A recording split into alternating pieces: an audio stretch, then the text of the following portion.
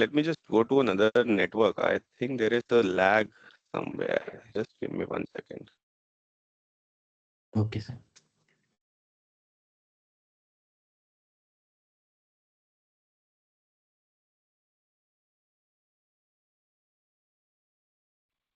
Am I audible now? Yes, sir. Great, great. Yeah, Nishant, please go on. This session is basically for an Edge Connect session for our Edge employability classes. So I wanted to ask that whether we can record this session. Sure, sure. What is this edge? Can you just give me a brief background on what exactly is this edge employability and all that? So basically, we have to connect with an industry mentor and discuss our future career prospects with them. So for our Edge classes, and then we have to upload it on our YouTube Okay, channel. okay. Okay. Oh, is it? Okay, fine, fine, fine. Go on. So Kshitij, you can start recording. Nishant, okay. Thank you. Started. Yes. So. Good afternoon, everyone. So this is for an Edge Connect session, and today we have a very special guest with us, a management consultant at Accenture Strategy and Consulting. And this is for the Edge Connect session for our pod, and we are 6 members here. Sir, could you please begin by introducing yourself and what is the job role like at Accenture Strategy, and what does your job entail basically? Okay, so yeah, hi everyone. I am Pranshu Mathur. I basically am a management consultant, as Nishant already mentioned. I am currently associated with Accenture Strategy and Consulting. I have close to a decade's experience now in the logistics and transportation field. I have industry experience also working with global third-party logistics companies, and then in consulting, I have experience working with both the private sector and the public sector. Right, and so yeah, I am also a graduate from IIT Delhi. I've studied international trade, logistics, so that's about it on my background. What does this job as a management consultant, what do you do? Like, could you tell us a bit about it? Okay, so a management consultant. So first I'll maybe just ask you guys if any of you can give me an idea, or do you have an idea what does a management consultant do? I mean, since you guys are also in you're in the MBA sessions and you are learning about different aspects of management. What do you feel what does a management consultant do? Anyone, anything, matlab, it's what do you feel? So I think taking decisions basically. Okay, okay. Strategy development. Any, okay, right, right. So, so basically, when do companies come to a consultant, right? You as a company, you are working on your specific operations, right? But you feel that y there is something which needs to be done differently. So sometimes when you are inside the environment, you don't feel that this is this is moving wrongly, or this process is running wrongly, or these operations are running wrongly. So you kind of get a third party outside in perspective. That's where the consultants come into the picture. So the outside in perspective is basically what a management consultant brings in, wherein they come and see, understand what are the operations like. Okay. So let's say if I am talking about a company, a logistics company, right? A transportation and logistics company. It's an express company, right? And do you feel that there are revenue operations running in for that logistics company, right? Now you have to understand how the billing works for them. I'm just taking an example. So first you will understand how the billing works for them, and then you will give them some suggestions. Or else, if they want to make a different strategy for their billing, for their overall operations, then you will understand and give them that strategy. So it's all about, uh, it's a different project for us, or every project is a different project for us. I have done projects which are related to a specific operation of a particular organization. I've also done projects which are a very broader strategy level development for an organization. So it's never similar. I mean, you don't do same work every time, right? So that's how consulting works, right? So that is something which uh, I can say as of now, but rest I can again answer questions based on some specific things which you guys have in mind. So now, guys, please ask your questions. Sir, actually, I was having a question. Beyond technical skills, what core competencies like analytical thinking, adaptability, leadership do companies actually value the most while hiring graduates like us? So see, Kshitij, for consulting, I can suggest, if I am taking an interview, right, or if even anyone in consulting is taking an interview, what we look for in a candidate is how you think. So if I ask you, so you must have seen, or if you have given any interview rounds, mock interview round or something, or if you will give it in the future also. So there are case studies, right? There are case interviews which you get to give for a consulting role. So in that, what we actually see is how you break down a problem into smaller parts and how you approach the problem. It's not necessarily that you have the right answer with you at that point of time, but it's about the way you approach the problem and how you maybe you know bring down a broader problem into smaller chunks to solve. So that is one very important skill which you'll feel that you need to have. Analytical skills and all these are definitely one, and it's more about how quickly are you able to understand a given problem. So that is also one requirement. I mean, if I want to, um, if I'm asking you to solve a problem for my, let's say, iteration rate, so you'll have to understand what's the background of it. So maybe you'll have to look at what is causing that problem, what are the variables involved, right? So that's also very important. Yeah, I hope I answered your question in somewhat way. Yes, sir. Yes, sir. Thank you, sir. Okay, great.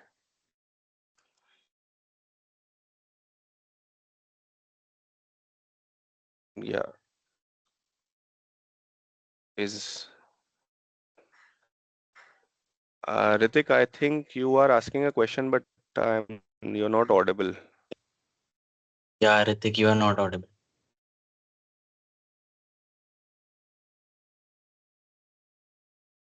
Not yet.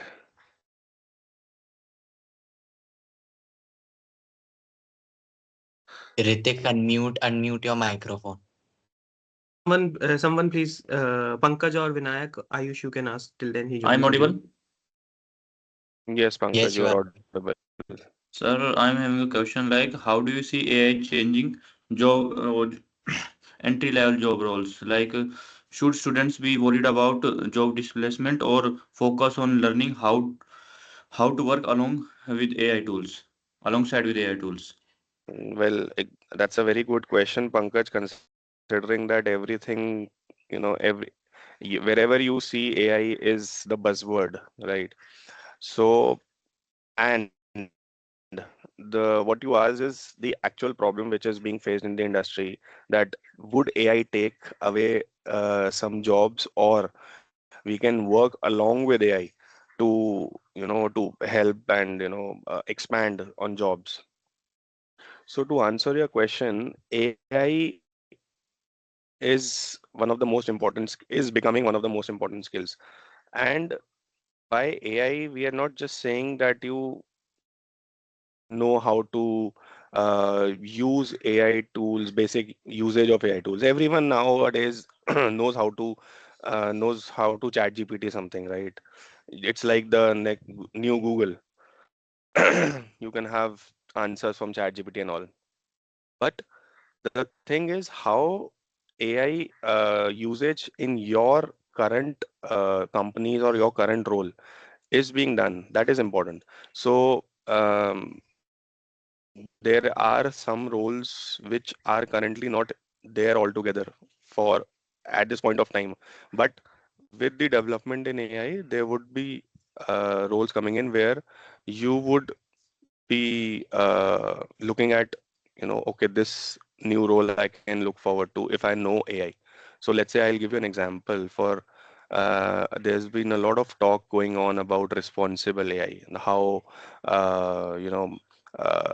you have to have guardrails for AI usage across enterprises. So there is no role as of now for a AI responsibility manager, let's say, for example. But there can be something in the next 6 months itself of enterprises having a specialized person who knows how to use AI and how the enterprise can use AI. So, in my opinion, I would say understand how all these AI tools are helping. Look at the business use cases of these AI tools. So, let's say, for example, if a AI tool is helping a transportation company in planning of their cargo better. So you should first understand how that AI works, and there's always a human in the loop. So there's this concept of human in the loop. I am sure you might guys must have also heard about it. So there's a concept of human in the loop in the AI ecosystem also. So uh, currently we are only utilizing a very small percentage of AI capabilities in our day-to-day work, which going forward will increase significantly. So for an entry level role, it all depends on what kind of a role you are referring to. But yes, AI, if you know AI, and if you are comfortable working with AI agents, generative AI tools, then definitely you don't have to worry much about anything.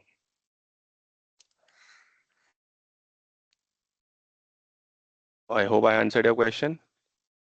Sir, am I audible? Great. Yes, Vinayak. Yes, please go on. Sir, if you were a student again, what skills and certifications would you prioritize to stay competitive? Okay. So again, AI is one which I would definitely suggest, considering the importance it has gained in the industry across industries in the past 1.5 years. So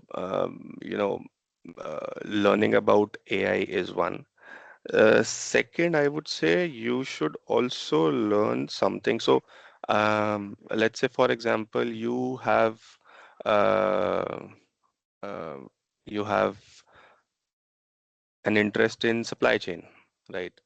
So you should learn something on some tool regarding supply chain. So let's say there are tools like Kinaxis, Blue Yonder. These are all transport management uh, systems. These are planning tools, supply chain planning tools.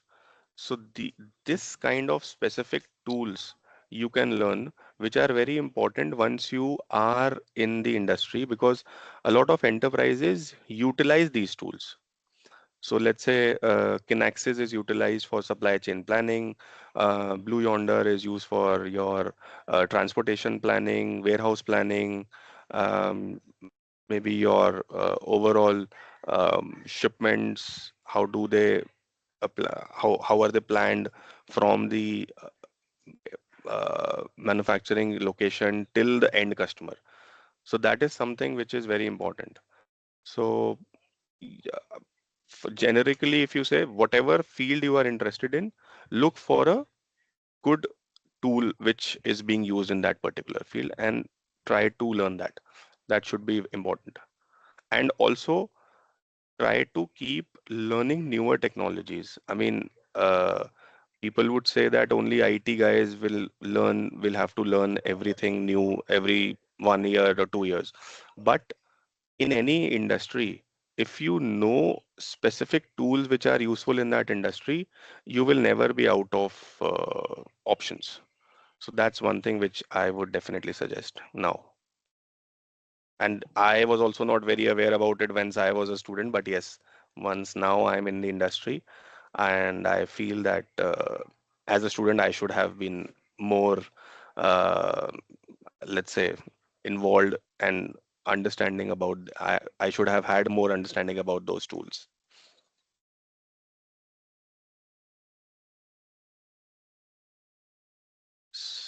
Yes, maybe anything else, Vinayak? No, sir. Thank you. Cool. Sir, am I audible to you now? Yes, Ritik, now you're audible. Yes. I was just asking one question from you, like, what is the biggest gap you see as a like, what college teaches, and when you will be going into the industry, like, what college should teach the student, and like, what should we get to know a lot when we enroll into the industry? That's the question. So I couldn't, I mean, I am not able to understand exactly what exactly from the college's perspective are you referring to? The skills which there should be in the curriculum, is that what you are referring to? Yes, sir. Yes, sir. That's the thing that I was asking for it.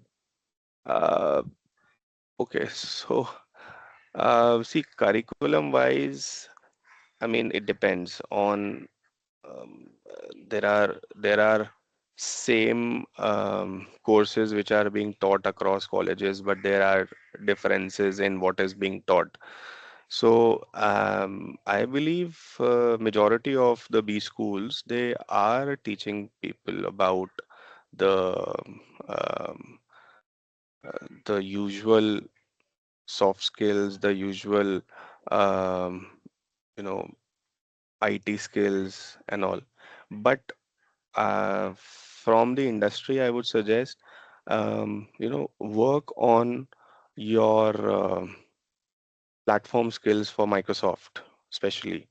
I mean, you'll be making decks day in, day out if you are in consulting. You'll be working on Excel sheets day in, day out if in it in consulting also, or in other industries also. You may be reading reports, making reports day in, day out, in these industries. So if you are quite good in your Microsoft's tools, that is a big advantage.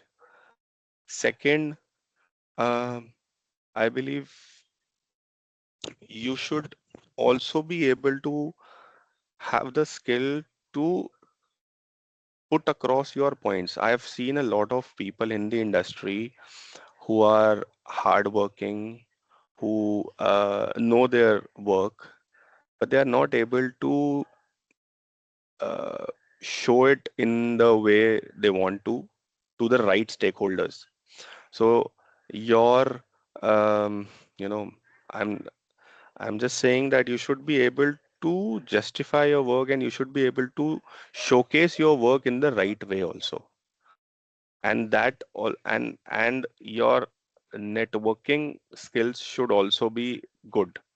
So in college, we feel that okay, this is only our 4 or 5 people. This is our small cohort of people. We are good. We don't need to work with other people, talk to other people, or maybe increase our cohort network. But that's very important once you are in the industry, because a lot of opportunities come through a network. So if you have a strong network, um, you'll always have good opportunities in hand. So that's also something which, and I don't think that a college can, uh, you know, teach you. That's also your own, let's say, your own steps you have to take. So you have to understand, you have to be a friend for each of the, let's say, your batchmates. So you have to, that you have to do that the college cannot do. So that's also very important. Thank you, sir. Yeah. Good afternoon, sir. Hi Ayush. Yes, sir. Sir, actually, we all are currently in our second semester, and from our Hmm. third semester, we will be start enrolling in our placement drive. So, sir, my Hmm. question is, with so many graduates entering the market every year, what makes a candidate stand out during hiring? What makes a candidate stand out during hiring, Ayush, as we discussed earlier? So it's not always. I mean, obviously, your grades do matter once you are getting hired from campus. So that's, the grades are the first, I would say, filter, for any candidate. So that obviously is an important factor. But from so once you are sitting across an interview, in an interview, once you are sitting across an interviewer, um, the confidence with which you are able to communicate and put across your answers, that is also very important. Because as I said, I mean, the way you put across your points is very important. You may have very good grades, you may be a class topper and all, but if you are not able to communicate that to the interviewer, so he or she will not be able to see that, are you the right fit for the role or not. So you may know about that particular tool or that particular role a lot, but if you're not able to tell them that I know this, and I'll be the right fit, so it's of no use. So also I believe that you should be clear about things. It's not always that you know all the right answers, and no one expects you to know all the right answers also. So if you don't know anything in an interview, it is perfectly fine to say, I don't know it yet, but I will definitely look into it, or I will learn about it. But if you try to justify or give something wrong, and then so people will one thing leads to another, and then you will be in a completely different conversation in the interview. So that you should be very clear about that. Okay, fine, this is something which I don't know about currently, but I will definitely want to first, I will definitely want to know about it. And second, if you have a discussion in the interview itself, then that's a different thing. And thirdly, I believe that um, you know you should also be very you should be open to feedback during the interview itself. So I've seen and I've been in interviews wherein if a candidate is given a feedback during the interview that you are not, maybe you were right to an extent, but this was also there and all, so they kind of don't take it uh, in a positive way and try to justify that, okay, I was talking about this and I wanted to say this and all. That's where my first point of communications comes into picture also. So if you are given a feedback, take it into your stride and try to improve on that. And so that it's also very good for you, because then you will know that you will not make that particular mistake in the next interview, right? So that's very important aspect, because you may, a lot of people keep on giving interviews and they don't know why are they being rejected. So if you are able to get a feedback in the interview itself that, see, we liked you, but this was something which we didn't like, and maybe you should improve on it. That's a very good opportunity for you to improve and learn, and it would improve your chances in the next round considerably. So that's something which you should also keep in mind. So you should also have an open mind. Don't just go into the interview that I have to crack it anyhow. Just try to understand, have a conversation, and communicate whatever you know, and people will understand.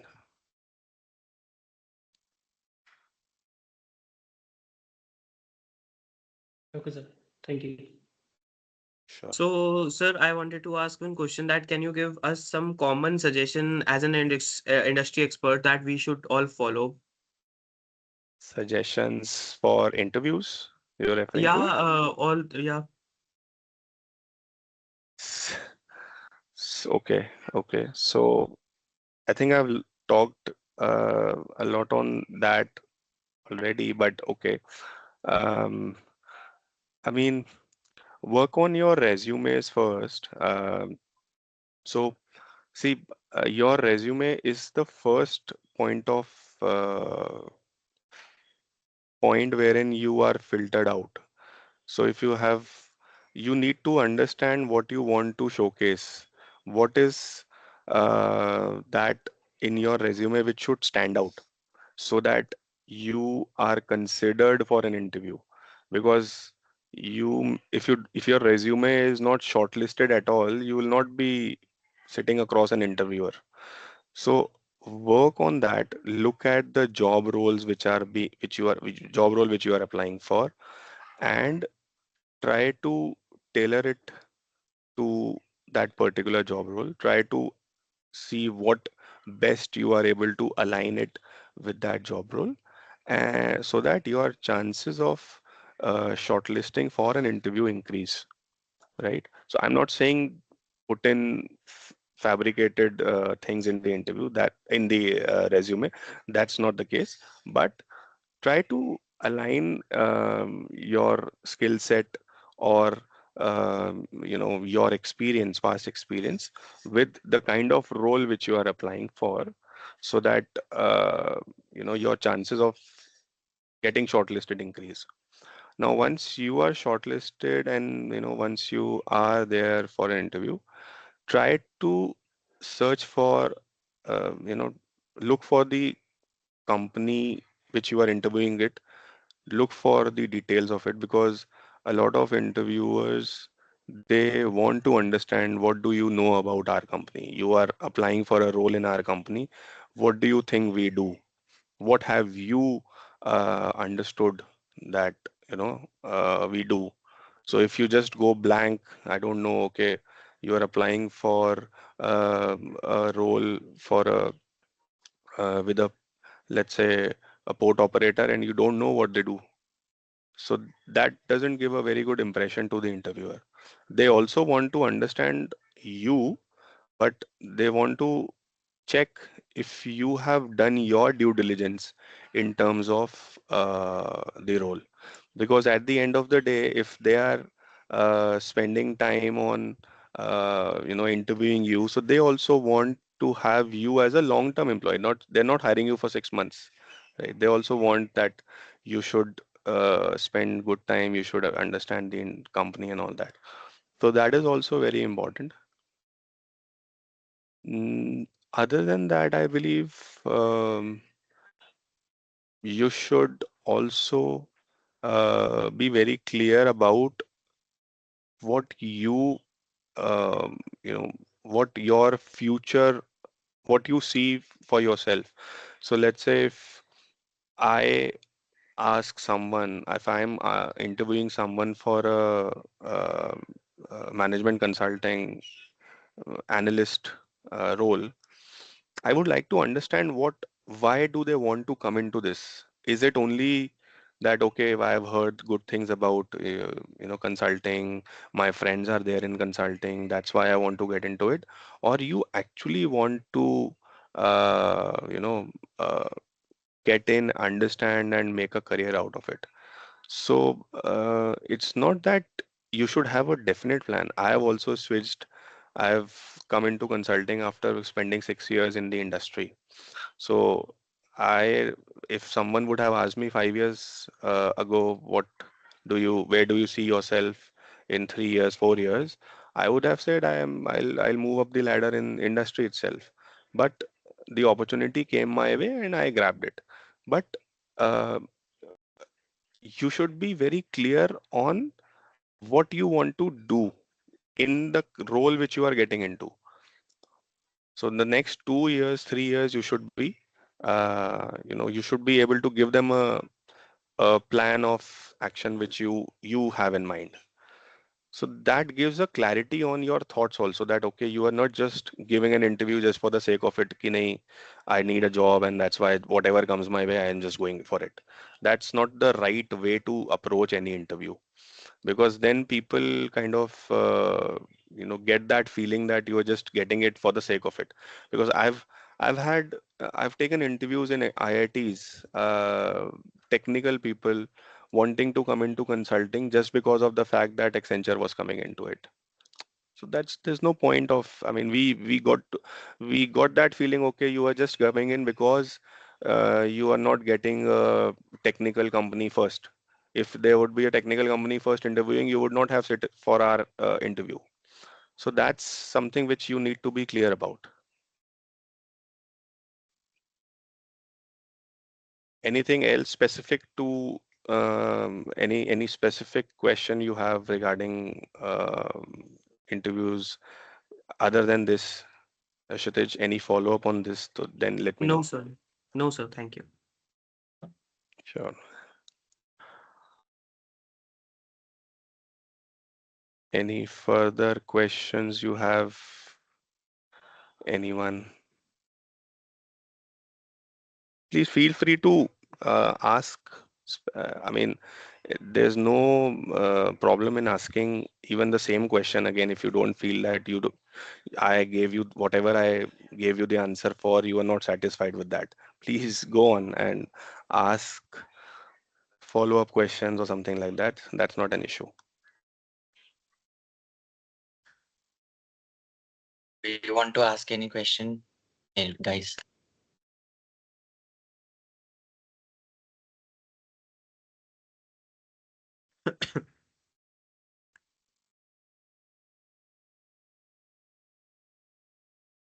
So what is your takeaway? What do you want to take away from this session? Based on that, let's have the conversation.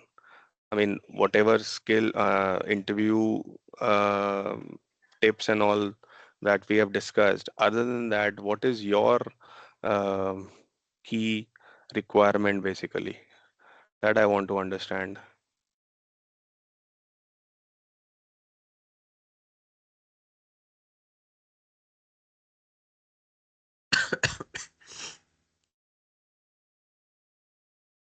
So you all must be preparing for interviews in the next semester. When Yes, does sir. that happen? Sir, we will be going for our SIP in summer internship program from 1st June to 31st July. After that, third semester will be starting and the companies will be we will be starting with the interview practices and GD rounds and all from August Okay, onwards. okay. So it's also it's very important, and since you mentioned summer placements and all. So wherever you are doing your summer placements, it's also important to have a good impression on people there, because I have seen a lot of my batchmates and my juniors also from IFT who have got PPOs based on their summer placements. So because in summer placements in companies like these, once you are interning, you are able to work on live projects. So whichever project I am working on, that intern who will be coming in, he or she will be able to work on that particular project itself, a part of that project. So that's very important that you take those projects seriously, and try to give your best, so it increases your chances of, because if the people in there, if they like how you work, if they like you as a as an individual also, so they'll definitely, I mean, your chances of selection in the future increases. So that's also you should keep in mind.